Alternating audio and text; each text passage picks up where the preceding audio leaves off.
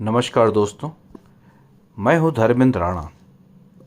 आज मेरे घर के गृह निर्माण के जो मैं मड प्लास्टर या काऊ डंग गोबर से और मिट्टी से प्लास्टर कर रहा हूं, उसका विवरण करने जा रहा हूं। इस प्लास्टर के मैंने सर्वप्रथम मिट्टी को, जो चिकनी मिट्टी होती है, उसे लगभग 15 से 20 दिन पानी पे भिगा कर रख दिया था और साथ में गोबर भूसी वगैरह भी मिला दिया था। भूसी मतलब धान का जो छिलका होता है। इसका रेशो मैं इसलिए नहीं बता सकता क्योंकि मैंने खुद इसे अंदाज से ही मिलाया था। मिट्टी की मात्रा बहुत ज़्यादा थी और उसमें गोबर था और भूसी था और कुछ कम मात्रा में चूना भी मिलाया था मैंने। और उसके बाद मैंने अपने दीवार को अच्छी तरह से तराई कर लिया था पानी से। फिर इसको पहले कोट के लिए इसी मोटार को, इसी मिट्टी को मैंने पूरी तरह सब तरफ लगवा दिया था। पहले कोट लगाने में कोई विशेष परेशानी नहीं हुई थी। मिट्टी लगाने के बाद इसको सूखने दिया। दूसरे दिन इसमें काफ़ी मात्रा में क्रैक्स आए।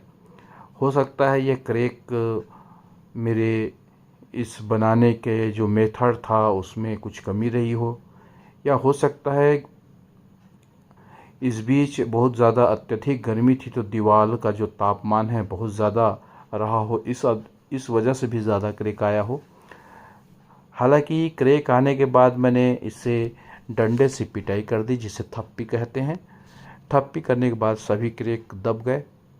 उसके बाद पुनः मैंने इसी मोटार में थोड़ा थोड़ा और चूना मिलाकर उसमें पतला एक थिन लेयर फिर मैंने चढ़वा दिया था, लगभग 4 से 5 mm समझ लीजिए।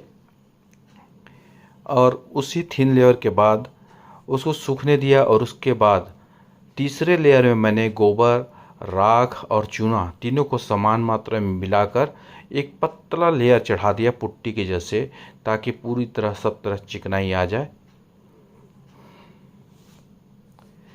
यह मेरे प्लास्टर का यह मेरा पहला प्रयोग है। इसके बाद मैं पूरी तरह से लाइम का प्लास्टर करने वाला हूँ। चूँकि मेरा मन था कि कुछ जगह पर गोबर का प्लास्टर या मड का प्लास्टर मैं अपने घर पे रखूँ, इसलिए यह प्लास्टर मेरे लिए बहुत उपयोगी था। अपने आप को थोड़ा सा एक अच्छा फील कराना मेरा उद्देश्य था, क्योंकि गोबर प्लास्टर से जो घर का जो वातावरण में शुद्धता आती है वह दूसरे किसी प्लास्टर से नहीं आता।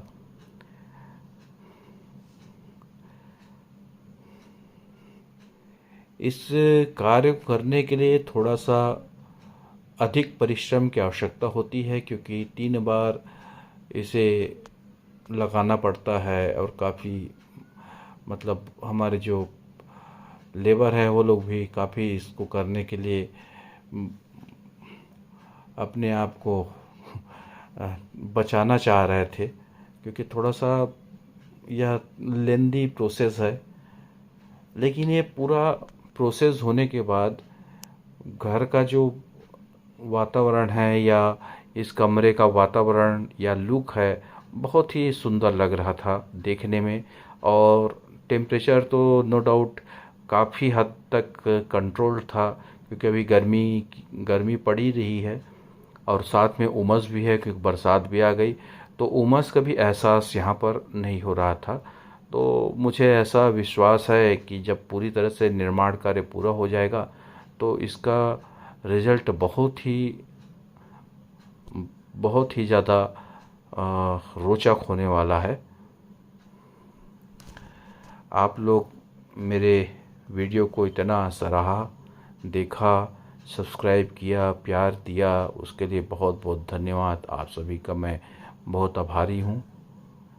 अगला जो वीडियो मैं बनाऊँगा वह पूरी तरह से लाइम पे आधारित होगा, क्योंकि अगला मेरा जो भी कार्य है लाइम पर ही होने वाला है। इस बीच में कुछ जगह मैंने जैसे बताया कि लाइम सॉरी, काऊ डंग, गोबर का और मिट्टी का प्लास्टर मैं करना चाह रहा था अपने घर में, अपने आप को अपने आप को खुश करने के लिए बोल सकते हैं। और मुझे इसको करने में बहुत खुशी है, बहुत आनंद मिला और बहुत ही अच्छा मुझे सुकून सा महसूस हो रहा है ये कार्य करने के बाद।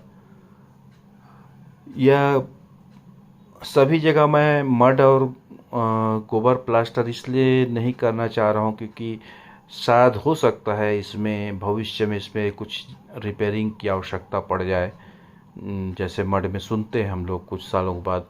इसलिए मैं रिस्क लेना नहीं चाह रहा हूँ। जहाँ पर मैं रिस्क ले सकता हूँ उस जगह पर मैंने मड और गोबर का प्लास्टर किया है। बाकी जगह पूरी तरह से लाइम का ही प्लास्टर करूँगा, लाइम, सुर्खी और रेत का।